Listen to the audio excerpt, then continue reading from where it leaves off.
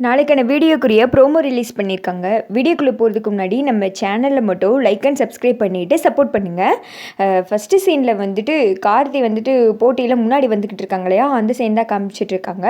எங்கள் கார்த்தி தாங்க முதல்ல வர்றான் அப்படின்னு சொன்னதுமே ஆமாண்ணாச்சியா அப்படின்னு சொல்லிட்டு 2 பேருமே சந்தோஷப்பட்டு சிரிக்காங்க. இதை வந்துட்டு ஐஸ்வர்யா பார்க்குறாங்க.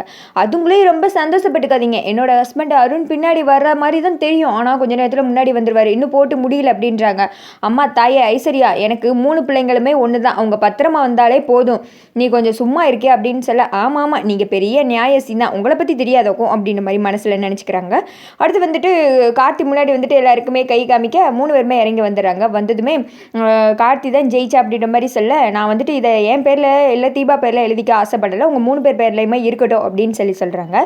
அதை கேட்டதும் வந்துட்டு ஐஸ்வர்யா சொல்கிறாங்க, நான் வந்துட்டு போட்டினா ஒரு ஸ்பிரிட் இருக்கணும்ல, அதுக்காண்டி தான் சொன்னேன், மற்றபடி சொத்துக்காண்டியெல்லாம் நான் எதுவும் ஆசைப்பட்டது கிடையாது அப்படின்னு சொல்ல, டே ஆனந்த் உன்னோட உருட்டை விட இது பயங்கரமாக இருக்குடா, உனக்கே டஃப்பு கொடுப்பாடா என்னோட பொண்டாட்டி அப்படின்னு சொல்ல, இப்போ சும்மா இருக்க போகிறீங்களா இல்லையா அப்படின்னு சொல்லிட்டு ஐஸ்வர்யா மிரட்டுறாங்க. அம்மா தீபா வெங்க அப்படின்னு சொல்லிட்டு கேட்க, அப்போ தான் எல்லாருமே வந்துட்டு பார்க்குறாங்க. பார்த்தா அந்த இடத்துல தீபா இல்லை. மீனாட்சி சொல்கிறாங்க, கார்த்திக் போட்டி நடந்த அந்த மும்முரத்தில் தீபா எங்கே போனான்னு கவனிக்கவே இல்லை, இங்கே ஏன் பக்கத்தில் தான் நின்றுட்டு இருந்தா, திடீர்னு வந்துட்டு காணாம போயிட்டா அப்படின்னு சொல்லிட்டு இருக்காங்க. அப்போ அபிராமி மனசுகளை நினச்சிக்கிறாங்க, ஆமாம் அவளுக்கு தான் இங்கே என்ன நடந்தால் எதுன்னு ஒன்றும் கவலையே கிடையாது, அவள் பாட்டுக்கு ஃபோன் எடுத்து காதில் வச்சுட்டு போயிட்டா, இதை நம்ம சொன்னால் தேவையில்லாமல் நம்ம மேலே தான் பிரச்சனை வரும், பேசாமல் இருந்துக்க வேண்டியதான் அப்படின்னு சொல்லிட்டு அமைதியாக இருந்துக்கிறாங்க. அடுத்து வந்துட்டு இங்கே தான் கார்த்தி எங்கேயாவது இருப்பான், நீங்கள் வேணால் போய் பாருங்கள் அப்படின்னு சொல்ல ஆளுக்கு வந்துட்டு பிரிஞ்சு போயிடுறாங்க.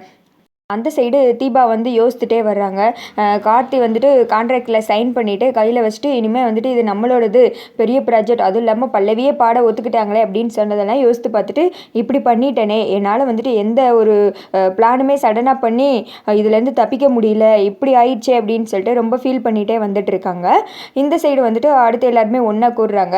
பரவாயில்லப்பா கார்த்தி, நீ தான் ஜெயிச்ச, எப்படிப்பா எல்லா போட்டியிலையும் நீயே ஜெயிச்சிடுற அப்படின்னு சொல்ல, பின்ன எங்கள் பாஸ் அப்படி அப்படின்னு சொல்லிட்டு ஆடியோ சொல்கிறாங்க, டே ஆடியோ பதம் கொஞ்சம் அடக்கி வாசிடா அப்படின்னு சொல்ல, ஐயோ மறுபடியும் ஆரம்பிச்சிட்டிங்களா, நான் ஒன்றுமே கவுண்டர் கொடுக்கக்கூடாதா அப்படின்னு சொல்ல, சரிப்பா இப்போது நம்ம மேட்ருக்கு வரலாம். இங்கே பாருங்கள், நீங்கள் எல்லாருமே வந்துட்டு போட்டியில் ஜெயிச்சா ஆளுக்கு ஒவ்வொருத்தங்க பேரில் எழுதணும்னு சொல்லிட்டு ஆசைப்பட்டீங்க, அவ்வளோதான். இப்போ கார்த்தி வந்துட்டு போட்டியில் ஜெயிச்சிருக்கா அப்படின்னு சொல்ல ஆடியோ பதம் சொல்கிறாரு, பாஸ் அப்போது உங்களோட மனைவி பேரில் எழுதணும்னு ஆசைப்படுறீங்களா அப்படின்னு சொல்ல, நான் அப்படிலாம் சொல்லவே இல்லை, நான் அப்போ சொன்னதான் இப்போயும், நான் வந்துட்டு 3 பேர் பேர்லையுமே எழுதிக்கட்டும், நம்ம ஐஸ்வர்யா அண்ணி, மீனாட்சி அண்ணி, தீபா பேரில் எழுதிக்கட்டும் அப்படின்னு சொல்ல, சரி எங்களுக்கு இது ஓகே அப்படின்னு சொல்கிறாங்க.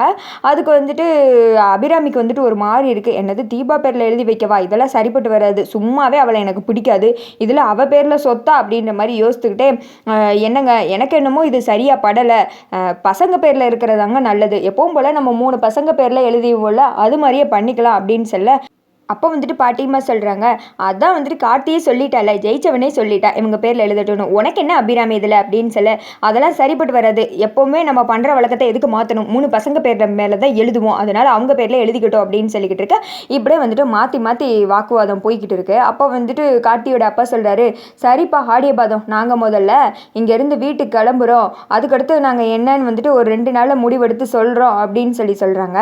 அடுத்த சீனில் இங்கே கட் பண்ணிவிட்டு தனியாக அபிராமியும் கார்த்தியோட அப்பாவும் பேசுகிற மாதிரி காமிச்சிட்டு இருக்காங்க. ஏன்னாச்சியா எதுக்கு 3 பசங்க பேரில் எழுதணும்னு சொல்லிட்டு இருந்தேன், இப்போ என்னன்னா இந்த ரெசார்ட்டே வாங்க வேணான்ற முடிவுக்கு வந்துட்டேன், எதுக்கு கார்த்தி என்ன சொன்ன, 3 பேர் பேரில் எழுதுனா நல்லது தானே, அவங்க நம்ம வீட்டு மருமகள்கள் தானே அப்படின்னு சொல்லிக்கிட்டு இருக்க, ஏங்க அதெல்லாம் எனக்கு பிடிக்கலைங்க, அவங்க 3 பேர் பேரில் எழுதுறது சரிப்பட்டு வராது, அவங்க பேரில் சொத்து இருந்தால் அது வந்துட்டு வேறு ஏதோ மாதிரி இருக்குங்க, என்கிட்ட முழுசாக என்ன ஏது எதுக்குன்னு கேட்காதீங்க, ஆனால் நம்ம பசங்க பேரில் தான் இருக்கணும், இல்லாட்டினா அப்படி ஒரு ரெசார்ட்டே நம்ம வாங்க வேணாம் அப்படின்னு சொல்ல, என்னன்னாச்சியா இப்படிலாம் பேசிகிட்டு இருக்க, நீ இன்னும் தீபா மேலே உள்ள கோவத்தில் அப்படி பேசுறியா அப்படின்னு சொல்ல, ஏங்க நான் அதெல்லாம் மைண்டில் வச்சு பேசலை, இவளுங்க மேலே சொத்து வந்துச்சுன்னு வச்சுக்கோங்க, தனியாக இதை வச்சு 3 மருமகளுக்குள்ள பிரச்சனை தேவையில்லாமல் வருங்க, அதனால தான் நான் சொன்னேன், நம்ம பசங்க மேலே தானே எப்போவுமே எழுதுவோம், அவங்க நம்ம பிள்ளைங்கங்க, 3 பேருக்கு ஒருத்தனுக்குனாலும் சரி எதுனாலும் இன்னொருத்தன் பார்த்துக்கிட்டு அனுசரித்து நடந்துக்கிறோமா, அது மாதிரி நம்ம வெளியிலேருந்து வர்றவங்கக்கிட்ட நம்ம எதிர்பார்க்க முடியுமா, அதனால தான் சொன்னேன் 3 பசங்க பேர் மேலே எழுதுனா